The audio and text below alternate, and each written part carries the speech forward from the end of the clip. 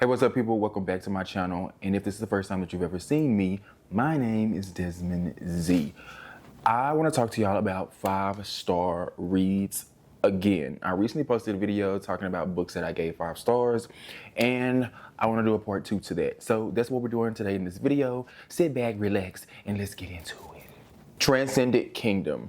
I read this book about 2 years ago, and this is a novel where it moves slow. It's not one that just hits you all at once, at least from what I remember, from what I recollect.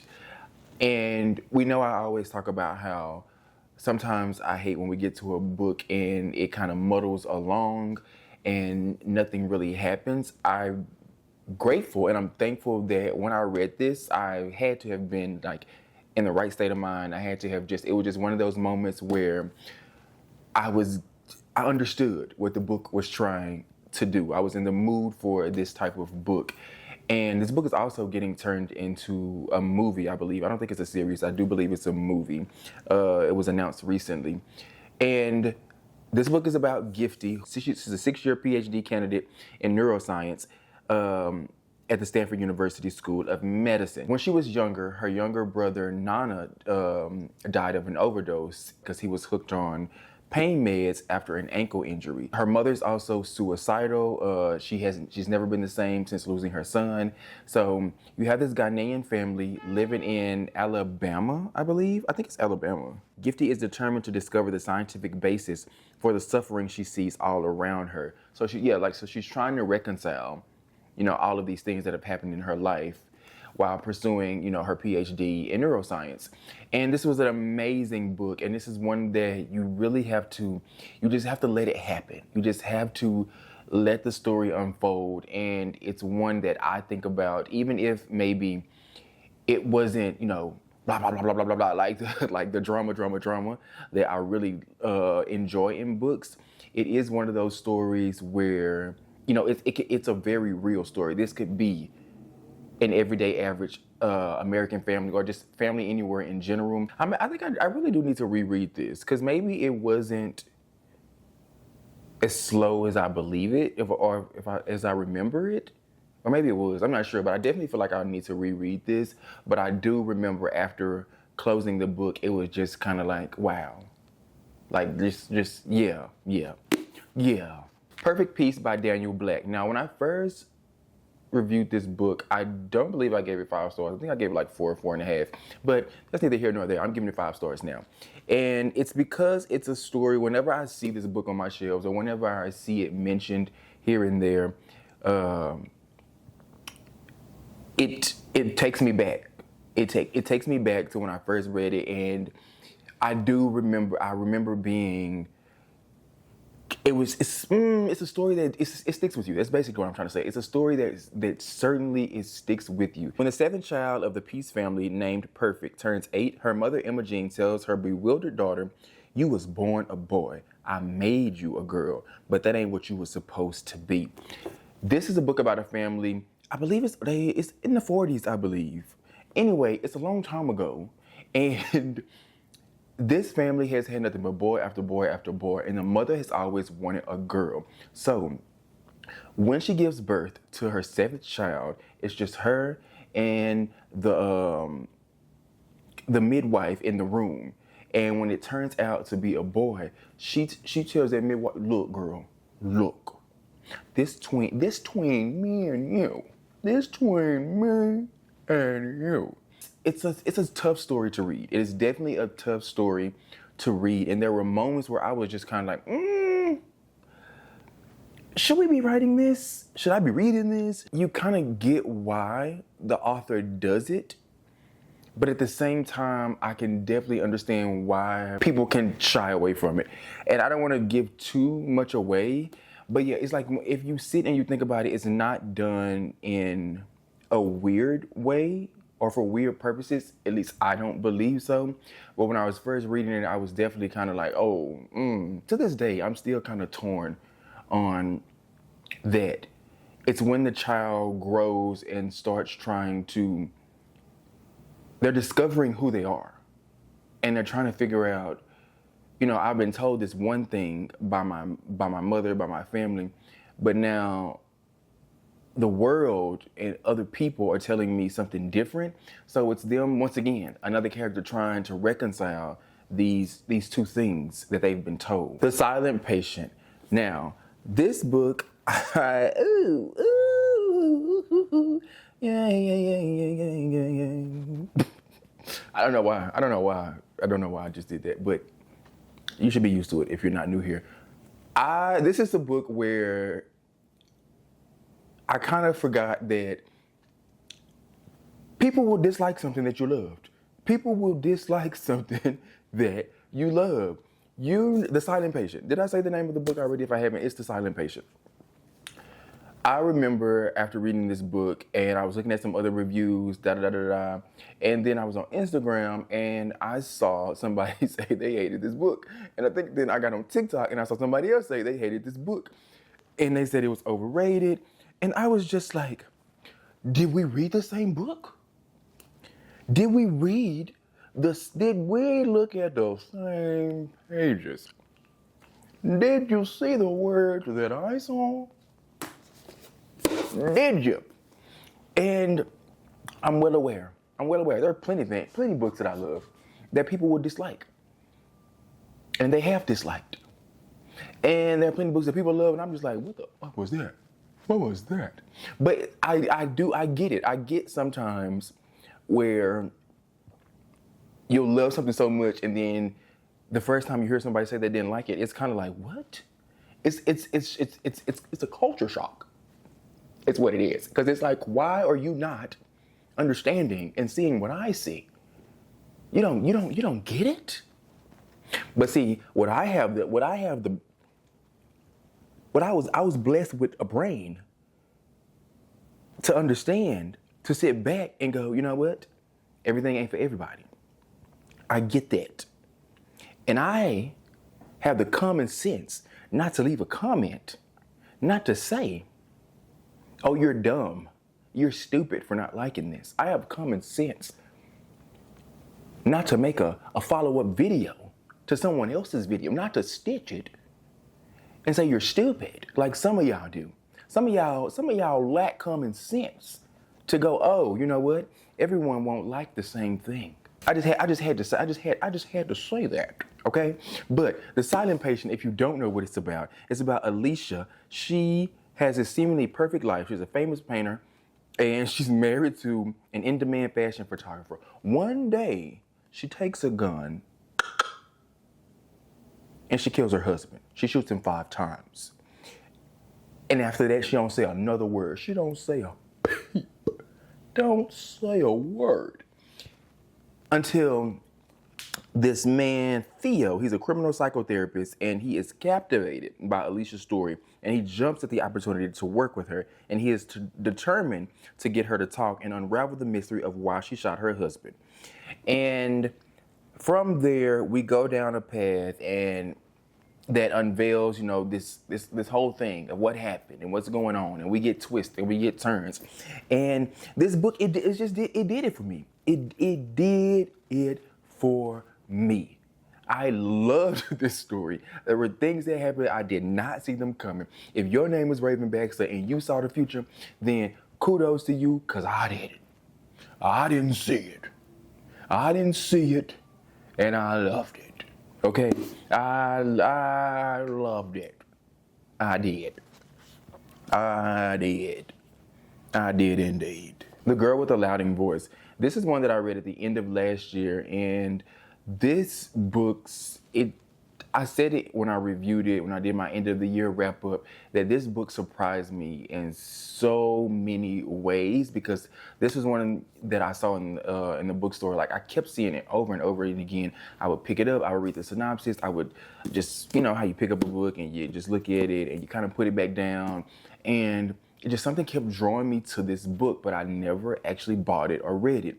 And I finally did towards the end of last year, and this book was amazing. It is about Adunne, who is a 14-year-old Nigerian girl, and all she wants is an education. She wants to go to school, she wants to learn, and she wants to better herself in her life. And I believe the mother is deceased, I believe. And she's being raised by, her dad, who's not a good man at all. He sells her off to be the third or fourth wife to this old man. And she's like, you know what? This is not going to be my life. I will not. She refuses to accept this fate. And she does whatever she has to do to escape this harsh reality that she's living in. And it takes you on this journey that is just of epic proportions. And I just, talk about perseverance, talk about strength. And it's also something that the type of perseverance, type of strength that a 14-year-old should not have to have. You don't want this to be, when you talk about, oh, that's a strong person, you don't want a 14-year-old to have to be this strong. They shouldn't have to be, but it's her reality, and she's going to do whatever she has to do to make it not so. And I just thought this was amazing. S.A. Cosby, All the Sinners Bleed. And we know how much I talk about Razor Blade Tears. It was in the previous 5-star book video that I did. If you haven't seen that, I'll put a link up here. You can go back and watch that.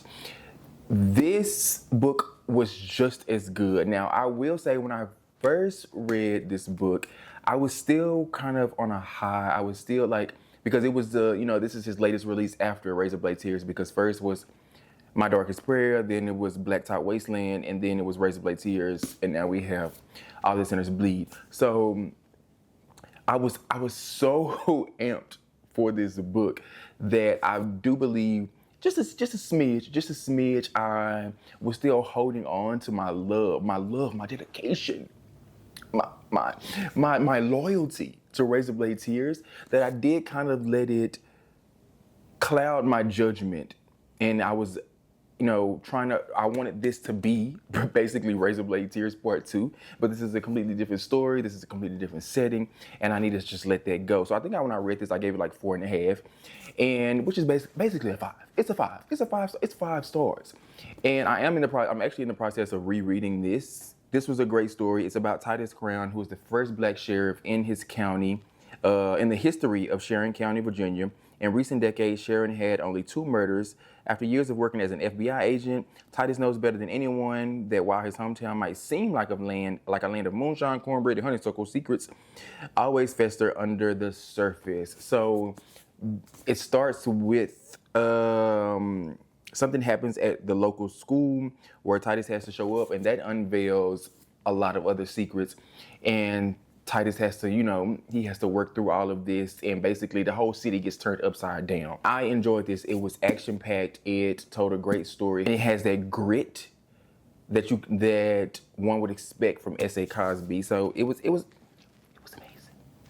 It was amazing. It was amazing. All the Lonely People. I think I spoke about this one in a recent video. I did. I can't remember which one. I'll link it up here.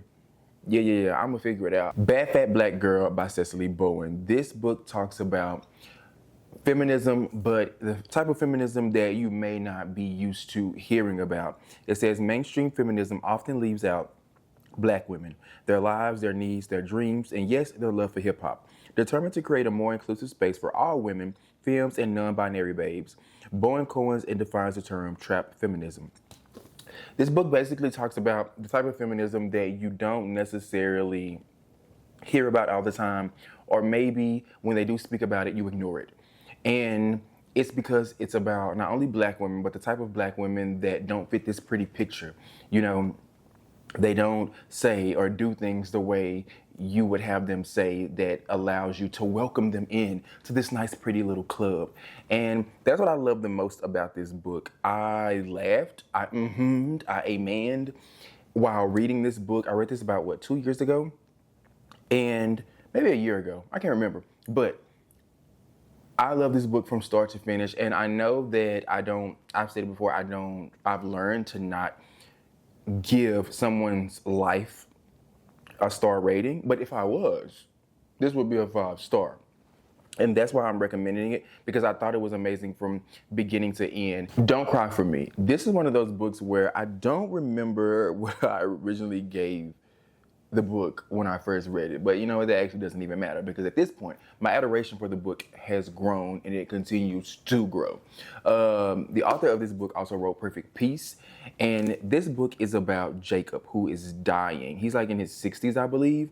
And he's writing letters to his son Isaac, or a letter, I guess, to his son Isaac, because they have not spoken in years. And Jacob doesn't like the fact that Isaac is gay. He doesn't fit this whole, this picture of what Jacob was taught and believes that a man is and is supposed to be.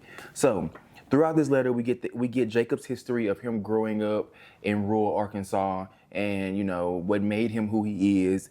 And we also get Isaac's history and him growing up and him trying to have a relationship with his dad. The mother also obviously plays a huge part, because it's just those three that make up this family. And I thought this book was a beautiful portrayal of a broken relationship between a father and a son. And there were times where I was just like, you know what, Jacob, I don't give a damn. I appreciate the letter, but I don't give a flying fuck what you got to say. After what you said, after what you did, after the way you showed your ass, I don't give a rat's ass. And I know they say you're supposed to forgive and you're supposed to move on and let the past be the past. But let me tell you something. Forgiveness don't always mean reconciliation. I can forgive your ass and still not talk to you. Do you understand what I'm saying? Do you understand what I'm saying to you? But I enjoyed this book. And yeah, I feel like you need to read it. You need to read it. How Not to Drown in a Glass of Water. This is another book where it's like, do I need to discuss it? Do I need to talk about it? Do I need to speak upon it? Because I have talked about this book nonstop ever since I read it. I bring it up almost every other video. I recently reread it. I reread it about a month ago now. It was a couple of weeks. And it was even more amazing. It was even more amazing. And I physically read it while listening to the audiobook, because I've said 1,000 times that this audiobook brings this text alive, and this needs to be a mini series, and every episode has to focus on a different session. So we need at minimum 12 episodes, because it is amazing. It is amazing. The meaning of Mariah Carey. I sing a lot in my videos, and 9 times out of 10 it is either a Brandy song, which I actually was doing in one of my last videos. And shout out to everybody. Shout out to everybody who finished the lyrics in the comments. Y'all the realest. Or it is a Mariah Carey song. Now, you don't even have to be a fan of Mariah Carey to enjoy this book. You don't. You don't have to be a fan of her music, her personality, any of that. But I promise you, at the end of this book, you will appreciate her. You will appreciate her artistry, her endurance, her strength, her perseverance. Because there are things in this book that I learned that I didn't even know about Mariah Carey. I mean, why would I? Because I don't know her. Personally, I just thought this was an amazing story. You learn about the things that she's been through, and I know you see the glitz and the glamour and the diva whole thing that, people like to play up, and even she plays up, but you see who she is as a human. You see who she is as a person. You see the things that she's been through. You hear the story behind her amazing music. And I just thought this is definitely a story that people need to hear. Like, it is. Like, you hear people's life stories, and you see behind the camera, and you gain a whole new respect for people. And this is definitely something that does that for her. And it was just, I can't. Like I said, you don't have to be a fan of her to appreciate this book. This is an incredibly told story. It is. And I don't give a damn what you say. I don't give a damn. I don't. Okay? The Other Side of Night. This is a book that I actually did not like at all when I first picked it up. And I DNF'd it 3 or 4 times. And I probably say that every time I mention this book, because I need you to know that. I need you to know that I gave this book chance after chance, which is something that I don't always do. Sometimes I will. And in the end, I almost always end up just DNFing it for that final time. And I'm just like, you know what? I tried. Let's move on. But this one, I don't know. The heavens They opened. The clouds parted for me. And this worked. It worked. The Other Side of Night is about It's about an author whose name is David Asha, and he's writing about his biggest regret, his separation from his son Elliot. In his grief, David tells a story. Then we step into the life of Harriet, who is a police officer trying to clear her name after a lapse in judgment. She discovers a curious inscription in a secondhand book, a plea, "Help, he's trying to kill me." Who wrote this note? Who is he? This leads her to David, who was last seen stepping off a cliff. And Harry's attention zeroes in on a person she knows all too well. Then we come to Ben, who was once the love of her life. Now listen to me, because this is something that I'll never forget about this book.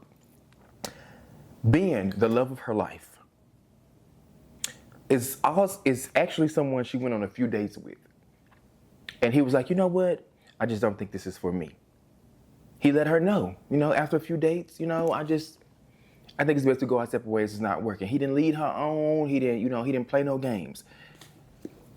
And now all of a sudden she holding him to these ridiculous standards of, you broke my heart and you didn't have to leave me like this. Girl, it was a couple of dates.